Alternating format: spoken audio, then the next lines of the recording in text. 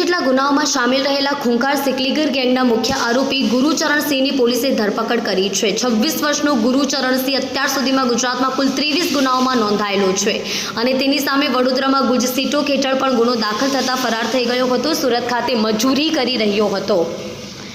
આ ગેંગના લીડર જોગિંદરસિંહ ઉર્ફે કબીરસિંહ સંતોકસિંહ સિકલીગરે પોતાની ટોળકી સાથે મળીને એક સંગઠિત ગુનાહિત માળખું ઊભું કર્યું હતું। ગેંગના સભ્યોએ કુલ 263 જેટલા ગુનાઓમાં, જેમાં ઘરફોડ, ચોરીઓ, લૂંટ, ચેઇન સ્નેચિંગ સહિતના ગંભીર ગુનાઓનો સમાવેશ થાય છે।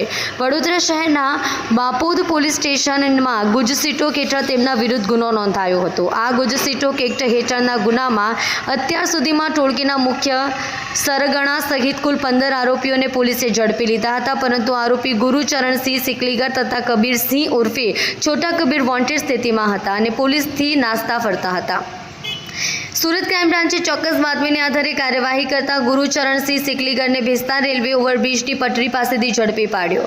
આરોપી ઉંમર 26 કે જે હાલ ભેસ્તાન ઉમેદનગર વિસ્તારમાં સેન્ટિંગ મજૂરી કરી જીવન જીવતો હોવાનું જણાવ્યું હતું।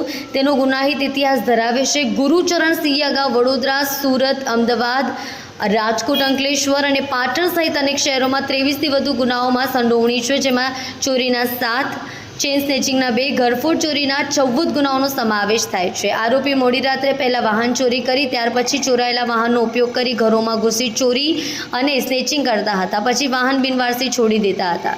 ગુરુચરણસિંહ પોતે 2 વખત પાસામાં પણ જઈ ચૂક્યો છે। અત્યાર સુધીમાં ગુજ સીટોક એક્ટ હેઠળ ગુનો દાખલ થયો ત્યારથી વડોદરા છોડીને સુરત શહેરમાં સંતાઈને ફરતો હતો। ગેંગના સદસ્યોના નામો પણ રાજ્યભરમાં ચર્ચામાં છે, જેમાં લીડર જોગિંદરસિંહ ઉર્ફે બોન્ડ, રાજેન્દ્રસિંહ ટાંગ, શેરુસિંહ સિકલીગર, કલ્લુસિંહ બાબરી, કબીરસિંહ છોટા કબીર સહિત કુલ 17 આરોપીઓ જાહેર કરવામાં આવ્યા છે।